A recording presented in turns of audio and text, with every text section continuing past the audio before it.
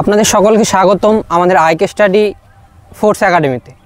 আপনারা সকলে দেখছেন আইকে স্টাডি ইউটিউব চ্যানেল, এছাড়াও ফেসবুক পেজ। আপনারা আজকে আমরা উপস্থিত হয়েছি আমাদের যে এক্সাম চলে প্রত্যেক দিন আইকে স্টাডি ফোর্স একাডেমিতে। প্রতিনিয়ত যে আমরা মক টেস্ট নিয়ে থাকি, ঠিক সেই মক টেস্টেরই একটা আয়োজন করা হয়েছে, আর সেই ফিল্ডেই আমরা আজকে দাঁড়িয়ে রয়েছি। আমাদের এই আইকে স্টাডিতে আপনাকে police, army, BSF, CRPF, SSB, ITBP, Assam rifle তথা পশ্চিমবঙ্গ সরকার, ভারত সরকার বিভিন্ন যেই সমস্ত পদগুলোর জন্য রিক্রুটমেন্ট করে থাকে, সেই সমস্ত পদের জন্য আমাদের এখানে প্রস্তুতি নেওয়া হয়। আপনি আমাদের এখানে লিখিত পরীক্ষা, তার পাশাপাশি যে গ্রাউন্ড মানে যে ফিজিক্যাল, তার দুটোই আমাদের এখান থেকে প্রশিক্ষণ দেওয়া হয়ে থাকে।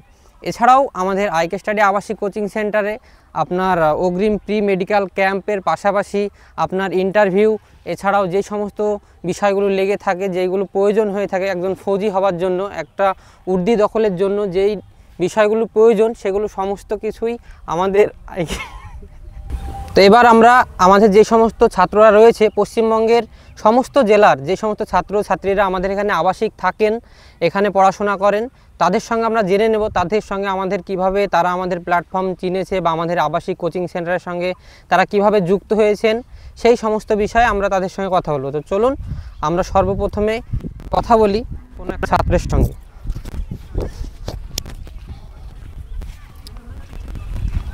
আচ্ছা, আমি কথা বলে নেব আমাদের একজন ছাত্রের সঙ্গে। আচ্ছা বাবু, তোমার নাম?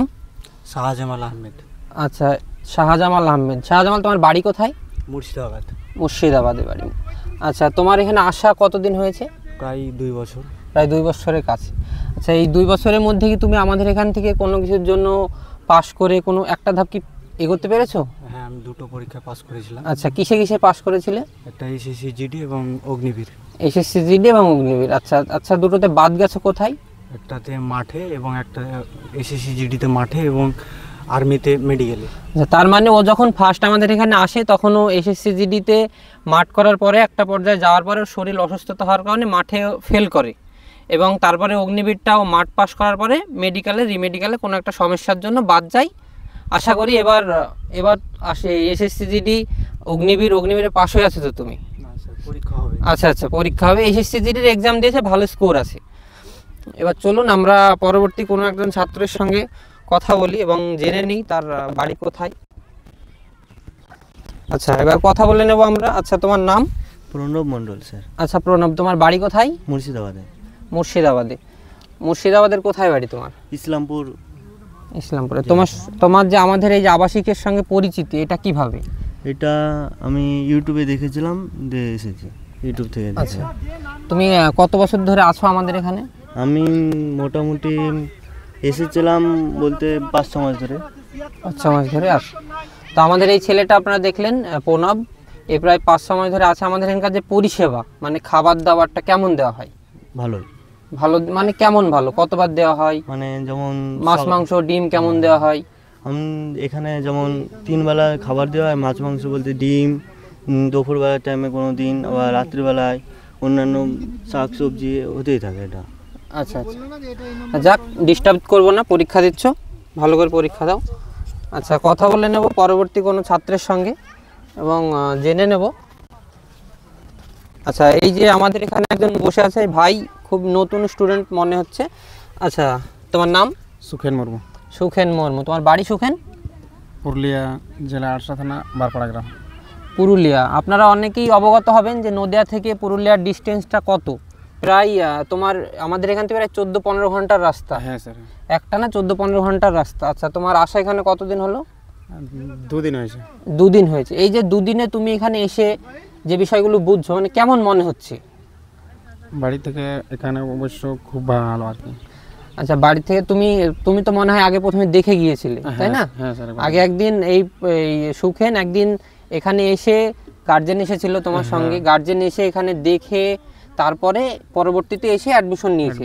তো পুরুলিয়ার যে সমস্ত ছাত্ররা আছে তাদের জন্য কি বার্তা দেবে, যে তুমি এই সুদূর পুরুলিয়া থেকে যে নদিয়া এসেছো প্রায় 14-15 ঘন্টার রাস্তা পার করে, তো তাদের উদ্দেশ্যে কি বলবে যে এতটা দূরে এসে যে তুমি রয়েছো, তাদের উদ্দেশ্যে কি বলবে সেই সমস্ত বন্ধুর জন্য যারা পুরুলিয়া থেকে আসতে চায়? বলবো যে এখানে ভালো পরিবেশ আর পড়াশোনা ভালো, আর 3 বেলা খাবার দাবার দেওয়া হয় আর কি। আচ্ছা, মানে আমরা যে অন ক্যামেরায় যেগুলো বলি, অফ ক্যামেরায় কি তার থেকে ভিন্ন কিছু রয়েছে? মানে আমরা অন ক্যামেরায় বলি যে প্রতিদিন 3 বার ক্লাস হয়, হ্যাঁ, দিনে 3 বার খাবার দেওয়া হয়, সকালবেলায় রান্না হয়, এগুলো হয় তো? হ্যাঁ স্যার হয়।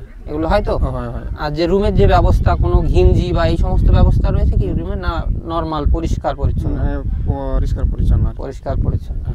তো আপনারা সুখেনের কাছ থেকে শুনলেন যে একটা কথাই বলা, যে এই সমস্ত ছাত্ররা পুরুলিয়া থেকে আসবো ভাবে, অনেকেই হয়তো পুরুলিয়া থেকে আসে, অনেকটা পথ আসার পরে তারা হয়তো ভাবে যে অনেকটা দূর হয়ে যাচ্ছে।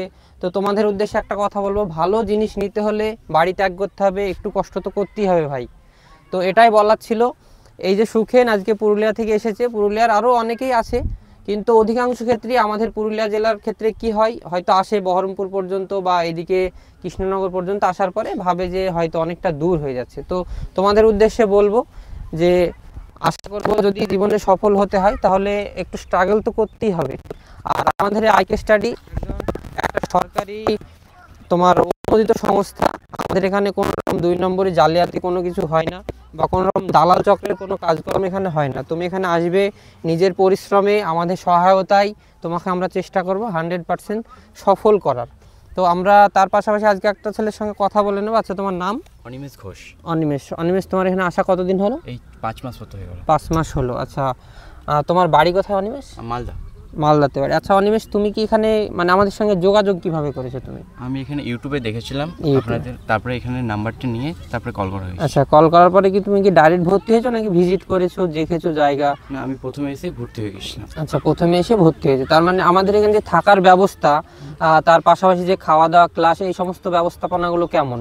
এখানে খুবই ব্যবস্থাপনাগুলো ভালো, এবং আমাদের এখানে যে পড়াশোনাটা হচ্ছে সেটা অনেকটা বেটার। আমাদের বাড়িতে থেকে হয়তো আমাদের যেগুলো পড়াশোনা আটকায় বা কোনো কিছু হয়, ইউটিউব ক্লাস থেকে যেগুলো আমাদের প্রবলেম হয় না সব, সেগুলো হয়তো এখানে আমরা অনেক বেটারভাবে সলিউশন করতে পারি। আমাদের কিছু কিছু টিচার আছে যারা তাদের আমাদের অনেকভাবে সহায়তা করে।